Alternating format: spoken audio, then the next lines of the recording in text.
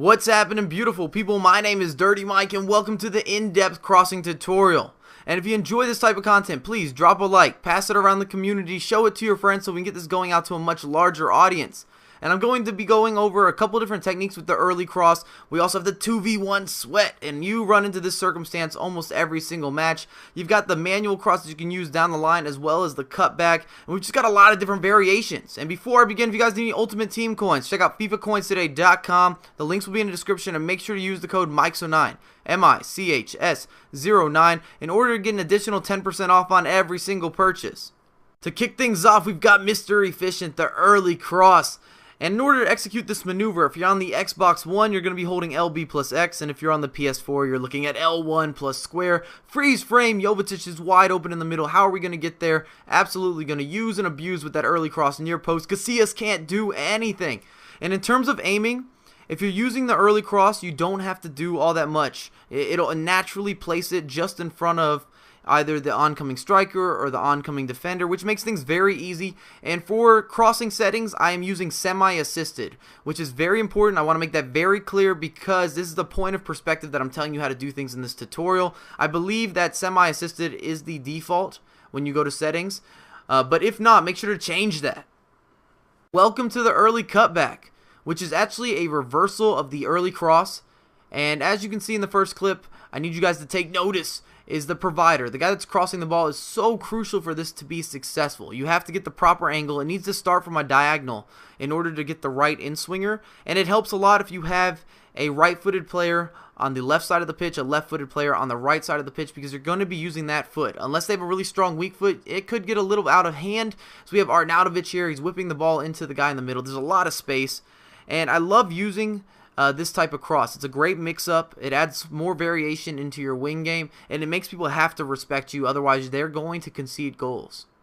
The last of the early crosses is known as the 2v1 sweat, and I wasn't sure if I wanted to include this in the tutorial. However, I just wouldn't be doing justice if it wasn't on the books, if it wasn't on the to-do list, if it wasn't a priority, because it's scored oh so often. And the reason that this cross is so effective is it's just a normal early cross, but you have a huge margin for error. There's a higher percentage of you scoring if you use the cross with the sweat as opposed to just passing it across the middle of the box. The keeper never has a chance. Players don't switch nearly as well as they should, and goals are going to be scored. It's also known as the wager cross, or the true player cross, as Nepenthes would say. Now we're talking about manual crosses. We're looking at the down the line.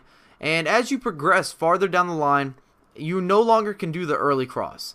It's not going to go where you want it to. The keeper's going to come out and block it. Sometimes it'll go out of play entirely, and it's just not that consistent.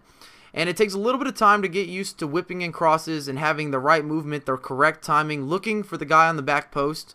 And that's what the majority of the time when I'm going down the line, I'm trying to hit the back post man. And if you need to cut it back, you're using the left stick to aim, and you're just going to have a little bit of a tad of a cutback. It has a normal in-swinger, so you don't need to do too much. It takes a little time to get used to. And look at these finishes. Honda makes that look so simple. And the idea behind going down the line and crossing is it increases your opportunity to score goals, but you don't want to early cross. You got to switch it up.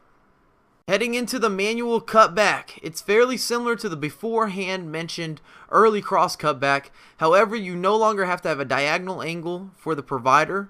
It's a lot more direct. It's very straightforward as we cut to the middle, and Henderson provides. Suarez is never going to miss that, and I like doing this cross always aiming for the near post man.